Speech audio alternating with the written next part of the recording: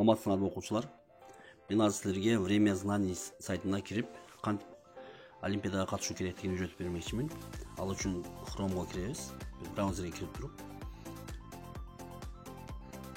бул жерге биз Время знаний деп жазабыз. На Время знаний олимпиада жаздык, ачылат. Олимпиада для школьников басабыз. Ушул бет ачылат. Бул жерден биз өзүбүзгө тиешелүү бир предмет тандайбыз. Мен мисалы географияны тандадым. Бул класстар чыгат. 5-6, 7 класс, 8 класс, каалаган бир классты 7 класстарды тандап көрөлү. Принять участиени басабыз. Ушул бет ачылат. Бул жерде эрежесин жазып койгон 10 суроо берилет. Ар бир суроого 1ден балл берилет. 9-10 туура жооп берсең биринчи орунду аласың, 8 туура жооп экинчи орун, 7 туура жооп үчүнчү орун. 6-дан аз болсо жөн эле катышуучу болуп каласың. Олимпиадага катышуу мындай акысыз, бирок анын дипломун алыш үчүн 70 рубль которуш керек.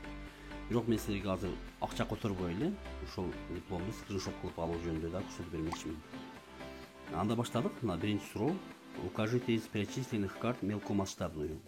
Төмөнкү көрсөтүлгөн карталардан майда масштабтуусун тап дейт. Бул жерде майда масштаб, ал карта мира. Жооп беребиз. Экинчи суроо мисалы, как называется линия, соединяющая на карте точки с одинаковыми температурами, изотерма. Эми кийинкилерин мен жөн эле туура эмесин белгилеп кете берем. Эми өзүңөр белгилеп көрөсүңөр, кирип 10 суроодо.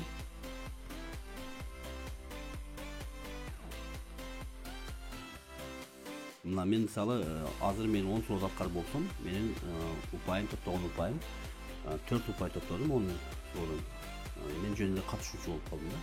Процент решения 40%, 40%га ээ болдук. Эми мындан кийинки кадамыбыз сохранить результаты и подать заявку деген. Результатты сактап, заявка берүү басабыз. Баста ушундай бет ачылат. Бизге мындай грамота дипломду бизге көрсөтөт. Ушуну биз толтурушубуз керек. Толтуруш үчүн биринчи талаага биз өзүбүздүн электрондук адресибизди жазабыз. Мен мисалы өзүмдүкүн жазып койдум. Мына жерге экинчи талаага фамилия атыбызды. Мисалы мен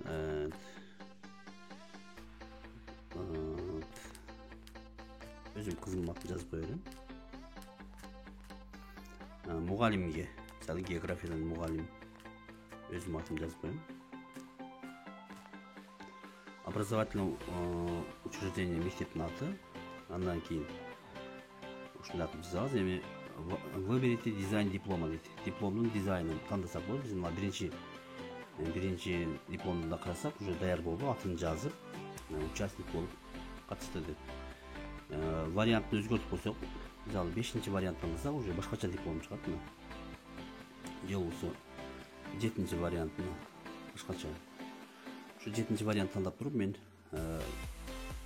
тандадым. Эми муну биз өзгө көчүрүп алышыбыз үчүн бизден акча которушубуз керек. Андан көрө биз муну скриншот кылып алдым.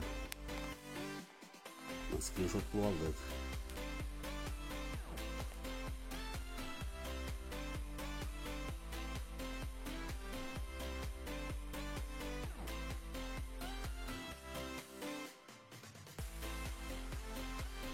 Сактап алдык. Ушундай жол менен каалаган предметке катышып, дипломдорго ээ болуп алсаңар болот. Көңүл бурганыңар үчүн рахмат.